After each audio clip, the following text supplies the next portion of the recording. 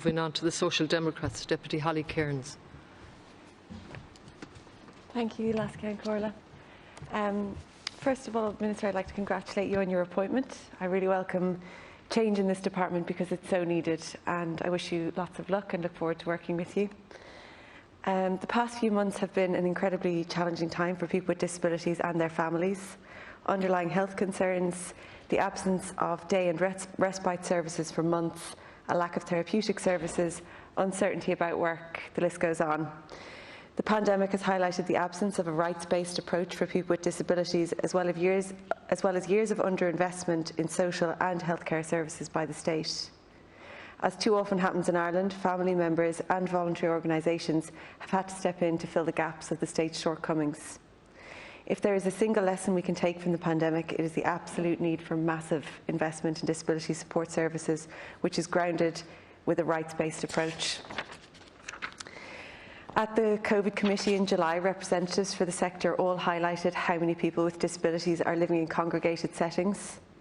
There are an estimated 2,900 people with disabilities residing in larger settings of 10 or more people, along with the 1,500 in nursing homes, although they are under 65. All of those people have been put at unnecessary risk by the state during the pandemic due to their living arrangements. Article 19 of the Convention on the Rights of the Person with Disability guarantees the right to live independently in the community rather than in institutions. Successive governments have failed to ensure the provision of this right.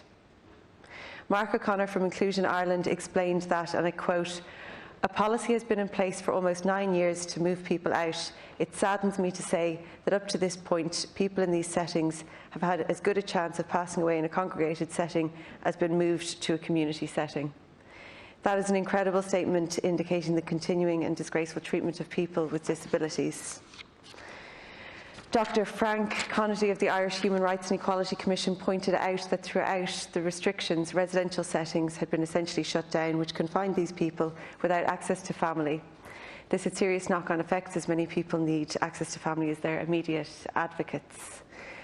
HICWA's recent annual overview report on disability services in 2019 highlights both progress and issues in this sector. It identifies inappropriate living conditions, residents being at risk of abuse due to non-compliance with the basic requirements of safeguarding, and practices which restrict basic dignity of people, such as not being able to access their own money independently. It seems if you need independent supported living, for example in West Cork, you can only get it if you are elderly, and even then it's after considerable struggle. This leaves so many people without options. I have a constituent who is stuck in a psychiatric ward despite being ready to leave because there's nowhere else for him to go. The pandemic did not create these conditions, it has merely highlighted their impact. Minister, can you please make it a priority to ensure that the rights of people with disabilities to live in independent living in the community?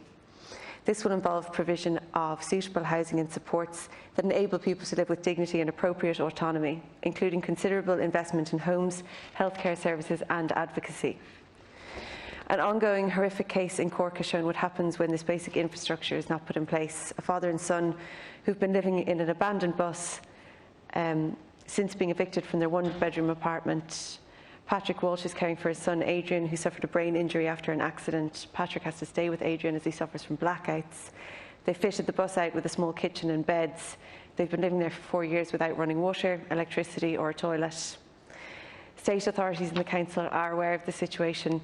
And Minister, I know this session is about statements, but I'd love it if you could just intervene immediately in that situation because it's so heartbreaking. It's in the news bit today and on the radio. The full reopening of day services is an item we've all received countless messages about, I'm sure. Research carried out by Inclusion Ireland shows that the closure and restrictions of these services is having a significant impact in terms of mental well-being. 38% of respondents indicated an increase in behaviours of concern, 36% indicated an increase in loneliness, and 33% an increase in anxiety for their family members. It's essential that the government's Living with COVID strategy includes clear provisions for the full reopening and provision of day services. Also, those in the sector have raised concerns about redeployment in senior HSE therapists to work as COVID testers and contact tracers. Therapists like speech and language therapists, physiotherapists and occupational therapists do vital work in supporting people. who are born with or acquire disabilities. Additional staff should be recruited rather than reallocating absolutely essential staff.